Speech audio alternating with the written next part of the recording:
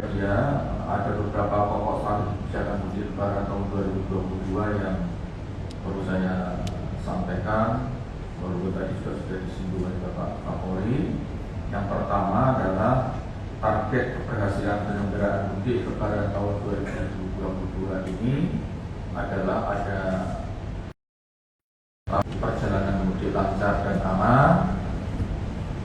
Kemudian yang kedua, masyarakat tetap mematuhi protokol kesehatan untuk mencegah terjadinya proliferasi bahan bakar yang dibutuhkan oleh masyarakat.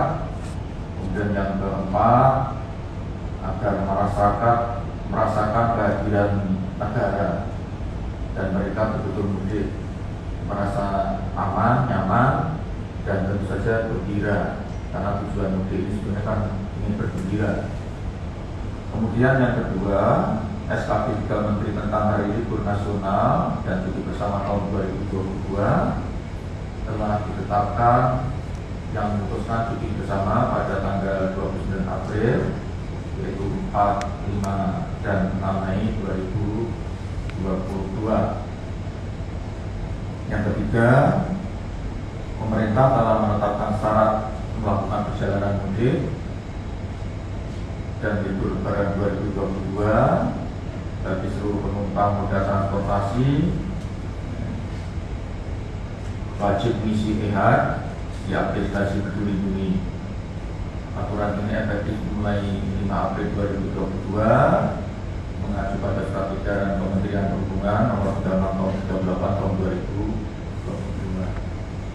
Kemudian yang keempat, Menteri Perhubungan bersama operator transportasi akan menyiapkan sarana dan prasarana transportasi untuk kebutuhan mobilitas mudik dan mohon dicermati secara detail dan dianalisa secara rinci celah-celah mana saja yang harus dilakukan improvisasi, karena biasanya di lapangan selalu terjadi hal-hal yang di luar perhitungan kita, di luar arah kebijakan kita. Nah, ini mungkin nanti juga harus mendapatkan perhatian. Kemudian antisipasi pergerakan atau mobilitas masyarakat dalam rangka mudik Hari Raya Idul Fitri, Polri akan memastikan kebijakan penerapan satu jalur atau one way tadi sudah dijelaskan oleh Pak Kapolri saya rasa, dan ini sudah kita konsultasikan kepada Bapak Presiden dan pada dasarnya Bapak Presiden menyetujui kalau memang itu dianggap sebagai pilihan terbaik untuk mengatasi kemungkinan terjadinya kemacetan yang tidak bisa sulit untuk diurai. Dan yang keenam, Menteri Agama harus memastikan khotib, dai, dan para penyuluh agama selama bulan suci Ramadan dan juga saat khutbah Idul Fitri agar menyampaikan pesan-pesan yang menyejukkan, damai, dan tentu saja juga menggembirakan. Harus dihindari betul, diingatkan betul kepada para penceramah, jangan sampai menyampaikan pesan-pesan yang bernada negatif yang mengurangi kegembiraan dan kenikmatan ibadah baik ketika bulan Ramadan maupun Idul Fitri. Kemudian seluruh ormas keagamaan, khotib dan tokoh masyarakat diimbau untuk selama bulan suci Ramadan untuk mengedepankan semangat toleransi, semangat untuk saling menghormati sesama kelompok masyarakat yang lain. Kemudian yang kedelapan, Menteri Kesehatan agar mensiapkan rumah sakit, puskesmas, pos-pos kesehatan terutama sepanjang jalur mudik. Kemudian Menteri Sosial agar memastikan penyaluran bansos dan juga Menteri Desa dan juga menyantumkan BLT Desa dan program padat karya desa sesuai dengan arah dari Bapak Presiden. Bapak Ibu sekalian, dari apa yang disampaikan oleh Pak Kapolri sebenarnya sudah sangat lengkap. Karena itu izinkan saya ingin memberikan beberapa detail dari arah yang disampaikan oleh Pak Presiden. Nah, ini pertama untuk bidang kesehatan. Terus saya mohon nanti Pak Menteri Kesehatan perlu menyiapkan rumah sakit dan puskesmas serta pos-pos kesehatan terutama di sepanjang jalur mudik, dan ini pasti sudah dilakukan. PMI harus memastikan ketersediaan stok darah jika sewaktu-waktu diperlukan, berkoordinasi dengan Polda terkait transportasi darurat. Kemudian pelayanan BPJS juga harus dipastikan dapat diakses selama periode mudik lebaran tanpa harus melalui jalur proses yang ruwet atau yang berkepanjangan, dan perlu disiapkan posko kesehatan di bandara, stasiun, pelabuhan serta di tempat-tempat rest area sepanjang tol. Dan ini tentu saja perlu koordinasi dengan pihak yang lain, terutama dari pihak kepolisian dan TNI dan pejabat daerah setempat, baik di tingkat kelurahan, kecamatan maupun bupati maupun wali kota.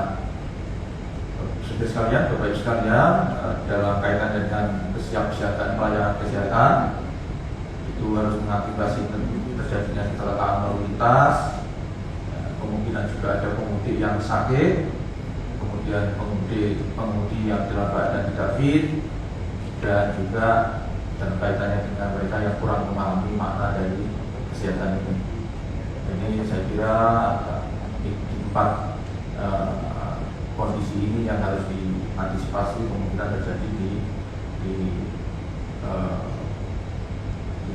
saat perjalanan di sektor kesehatan. Kemudian juga upaya pelayanan kesehatan, upaya promosi, kemudian juga pekerjaan pos pelayanan kesehatan di pintu exit, pos kesehatan di jalur tol, pos kesehatan di jalur non tol, dan tempat-tempat wisata.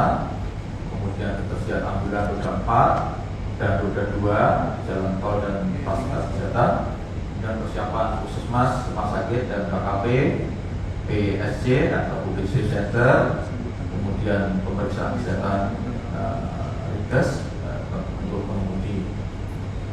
Kemudian yang kedua berkaitan dengan penyaluran bansos. Ini ada progres perlu saya sampaikan. Kondisi bansos, karena bansos ini kita harapkan menjadi instrumen shock absorber terhadap lonjakan harga yang membebani masyarakat akibat dari inflasi dan akibat kelangkaan suplai bahan pokok tertentu. Maka Bapak Presiden telah memerintahkan kepada kita untuk menginstruksikan agar pemberian bansos ini dirapel di depan untuk 3 bulan yang akan datang, dan kemudian kita harapkan ini betul manjur menjadi peredam kejut bagi masyarakat yang mengalami shock akibat kenaikan harga dan kelangkaan bahan pokok dan tertentu. Baik sekalian, dalam proses salur dan dimanfaatkan KPM mulai minggu 11 April 2022. Yang pertama, penyaluran program sembako April melalui Himbara di 431 kabupaten kota. Sementara untuk PT Pos menyalurkan untuk alokasi April Juni di 83 kabupaten kota. Target program sembako adalah 18,8 juta KPM. Sementara penyaluran BLT minyak goreng senilai 300.000 per KPM disalurkan melalui PT Pos bersama salur penyaluran program sembako alokasi April Juni. Dengan demikian nilai bansos yang diterima KPM antara 500.000 sampai 900.000. Jadi ini adalah BLT minyak goreng yang di luar yang akan disalurkan melalui TNI Polri yang tadi sudah dijelaskan oleh Bapak Kapolri.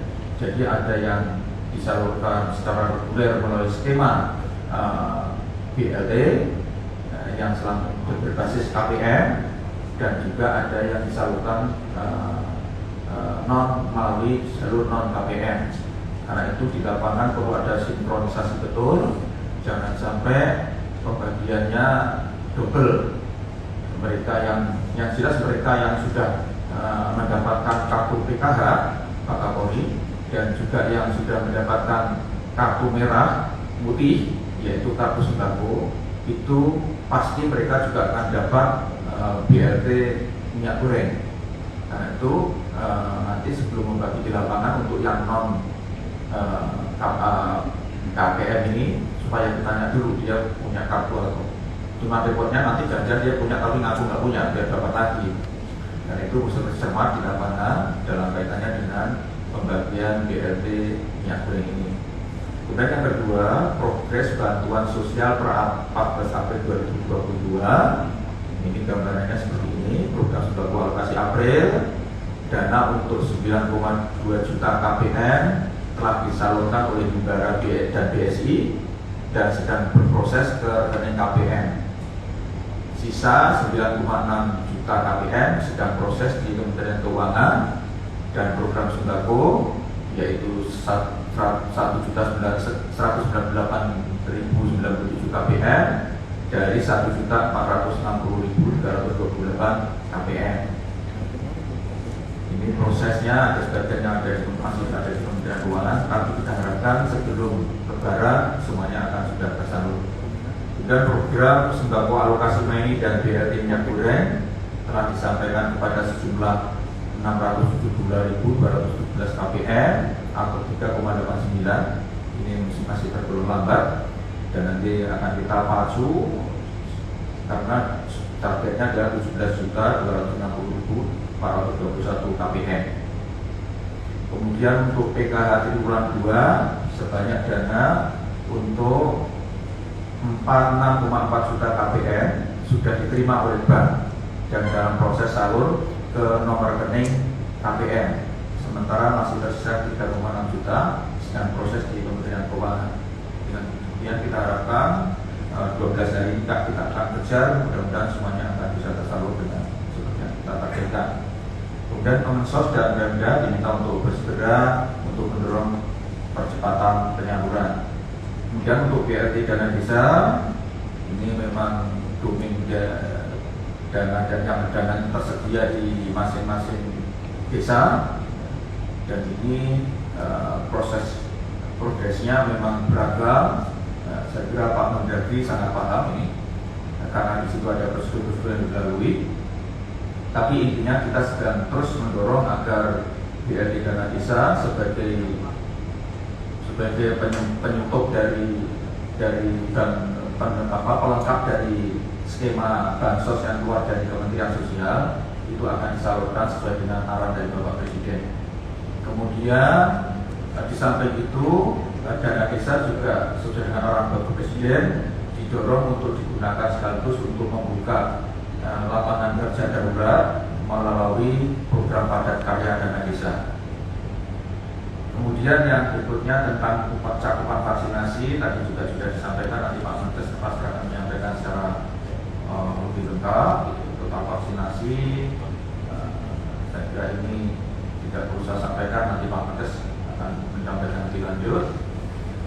Kemudian yang saya kira itu saja yang bisa saya sampaikan, dan untuk saya mohon nanti dari Pak Menteri Perdagangan bisa memaparkan tentang kesiapan dari ketersediaan bahan pokok, dan mungkin dari Juru Pertamina bisa menyampaikan kesiapan ketersediaan BBM dan distribusinya sesuai dengan arahan dari Bapak Presiden. Beliau wanti-wanti agar dua hal itu betul-betul tersedia dan tersalurkan, teralokasikan dan terdistribusikan dengan baik untuk betul-betul memberikan kenyamanan dan kegembiraan kepada mereka semuanya warga negara Indonesia yang sedang akan merayakan Lebaran tahun 2022.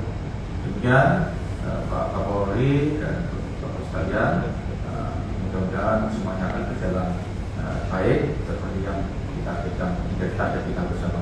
Assalamualaikum warahmatullahi wabarakatuh. Terima kasih Bapak Menko PMK Republik Indonesia. Selanjutnya kami persilakan